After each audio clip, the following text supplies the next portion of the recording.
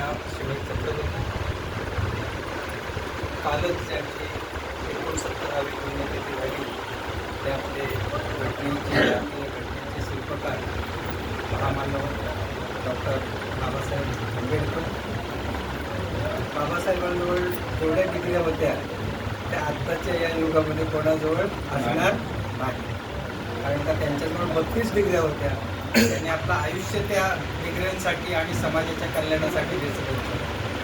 तुम्ही आम्ही हे करू शकणार नाही, कारण का आपण आधी पहिला अभ्यास करत नाही आणि अभ्यास जरी केला तरी एवढ्या डिग्री मोजणे इतपत आपल्याजवळ सध्या आयुष्यही नाही. त्यांनी कमी वेळेत जगालाच काय, देशालाच काय, जगाला मार्ग दाखवला. काल त्यांची आपण सर्वांनी महापरिनिर्वाण दिन आपण सगळ्यांनी साजरा केला. भारत देशाच्या कानाकोपऱ्यातून काल मंडळीचा आदरमध्ये चैत्यभूमीवरती अभिवादन करण्यासाठी आनंदाचा क्षण नव्हता. कालचा दिवस म्हणजे आनंदाचा नाही, पुष्पगुच्छ वाटण्याचा दिवस नव्हता. तरीही आपल्या सर्वांच्या मनामध्ये खूप भाव होता की आपण ज्या ठिकाणी जातोय तिथे आम्ही आदरांजली वाहण्यासाठीच त्या ठिकाणी सगळेजण बसतो. मग आम्ही काय करत होतो ते तुम्हाला काल खरं टी व्हीवाल्यांनी दाखवायला पाहिजे होतं. ज्या आपल्या क्लिप व्हिडिओ ज्या व्हायरल झाल्या त्याच्यातून दिसलं असेल तर आम्ही या पॅम्पलेट त्या सर्व आलेल्या मंडळींना हे पॅम्पलेट त्या गर्दीतून वाटत होतो. दादरला जो चैत्यभूमीचा रस्ता होता त्या रस्त्यात बाबासाहेबांचं एक पाऊल आपला 0.1 इंचाचा भाग सुद्धा राहणार, 1 सेंटीमीटरच्या आतला सुद्धा भाग राहणार नाही. कारण का त्यांनी जे काय जगाला मार्ग दाखवला, आज आपण म्हणतो हा देशाचा पंतप्रधान झाला, तो राज्याचा मुख्यमंत्री झाला, आमका माणूस तो संसदेचा अध्यक्ष झाला. बाबांनो सगळेजण झाले, पण चाललंय कशावर याचा अभ्यास आपण करायला पाहिजे. चाललंय कशावर की जी घटना बाबासाहेबांनी या देशाला दिली त्या घटनेवरती देश चाललाय, त्या घटनेवरती राज्य चालले, त्याच घटनेवर तुमचं आमचं कल्याण सुरू आहे. लोक म्हणतात आम्ही तुम्हाला अमकं करून दिलं, आम्ही तुम्हाला धान्य दिलं, आम्ही तुम्हाला रस्ते दिले, आम्ही तुम्हाला पाणी दिलं. बाबा हे कधीच लिहून ठेवलेलं आहे, हे लिहून कधीच ठेवलेलं आहे. आणि ते जर ठेवलेलं नसतं तर मला असं वाटतं की आत्तापर्यंत हे जो काही बदल झाले, आपण म्हणतो देश आपला विकासाच्या मार्गावरती सुरू आहे, विकास आपला सुरू आहे, तो विकास आपला आपल्याला दिसला नसता. काय त्यांचं गुणगान गायचे, किती गाऊ तेवढे कमी राहते. बाबासाहेबांबद्दल बोलायला उभं राहिल्याच्या नंतर मी तर वाचतो की मला असं दिसतं की माझ्या डोळ्यासमोर ते लोक टाकतात की बाबासाहेबांच्या एवढ्या डिग्र्या होत्या. असं तुम्हाला वाचलं असेल, तुम्ही असं व्हायरल करतात की नाही सगळेजण. माझं म्हणणं वाचून समाधान करण्यापेक्षा त्यातली एखादी मिळवा, मुलाबाळांना सांगा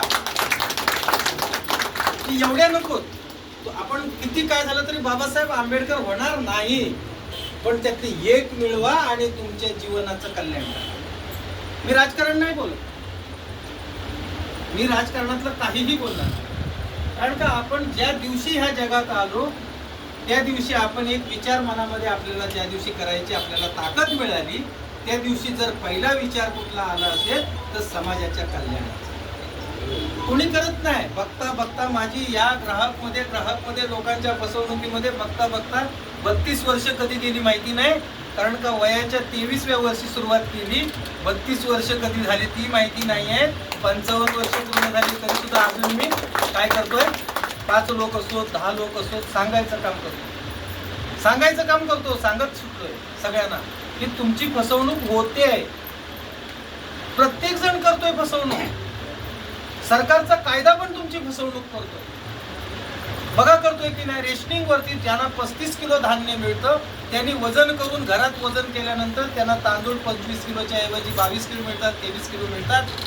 गहू 10 किलोच्या ऐवजी 9 किलो मिळतात. त्याच्यातून कचरा 1-1 किलो निघून जातो. बाबा हे येतं कुठून सगळं? ज्या गोडाऊनमध्ये गहू पिकतो, ज्या शेतामध्ये गहू पिकतो, त्या गव्हाचं जे गोडाऊनमध्ये साठवणूक केली जाते, त्या साठवणुकीत कचरा असू शकतो. ज्या ठिकाणी तांदूळ गिरणीवरती दळून त्या गोण्या भरल्या जातात, त्या गोण्यांमध्ये कचरा असू शकतो. त्या गोण्यांमध्ये कधी खडे असू शकतात, त्या गोण्यात दगड असू शकतात. आपण मान्य करायचे. मग त्या चक्कीतून, त्या गिरणीतून दगड आले काय? नाही. मग ह्याच्या फॅक्टरी तयार झाल्या, दगडाच्या वेगळ्या तयार झाल्या, कचऱ्याच्या वेगळ्या तयार झाल्या. भाव तेवढाच, बरोबर की नाही? आज खरं ना त्याचं दुःख असं वाटतं की पुरुष मंडळी ना, तुम्ही वाईट वाटून घेऊ नका, काय नाही, माझं जे बोलणं आहे ते प्रापंचिक बोलणं आहे. मी तुमच्या घरातला सदस्य म्हणून बोलतो, मी सगळ्यांना सांगून ठेवतो. आणि जर विचार केला आणि आपल्या महिलांना जर का सगळ्यांनी मदत केली तर चांगलं आहे, वाईट नाही. काय आपण जो काही देवतो आपला भाग आपल्या कुटुंबासाठीच असतो, याच्यात काय गैर नाही. अरे आपल्या घरातल्या मंडळीचा 2-2, 4-4 तास ते तांदूळ साफ करायला लागतात, ते गहू साफ करायला लागतात, नंतर ते गिरणीवरती नेतात, ते दळून आणतात. मला सांगा, त्यांच्या आयुष्यातला 1-1 तास, 2-2 तास काय होत आहे? फुकट जातात. कशासाठी फुकट जात आहे? तर हे जे मिक्सर, जे भेसळ करणारे लोक आहेत, त्यांच्यामुळे हा त्रास आहे. हे कधी आपण विचार केला? कधीही आपण विचार केला नाही. कारण का आपण विचार कधीही स्वतःचा केला नाही. कारण का आपण दुसऱ्याचा विचार करतो. माझ्या घरात आणून टाकलं, घरातले करू देत नाही तर मरू देत, मला संध्याकाळी जेवायला मिळाल्याची कारण. हे आपली भूमिका आहे की नाही? ही भूमिका आहे की नाही? म्हणून आपल्या मीटिंगला पुरुष कमी आणि महिला जास्त. कारण का भूमिका पटत नाही. साहेब, जे खरोखर व्यवहारात असतील, बघा तुम्ही कुठूनही कसंही जोडा, जे खरोखर प्रपंचामध्ये असतील, जे खरोखर ज्यांना त्या प्रपंचाची, व्यवहाराची मूल्य कळतात, ते व्यक्ती कधीही हे नाकारू शकत नाही.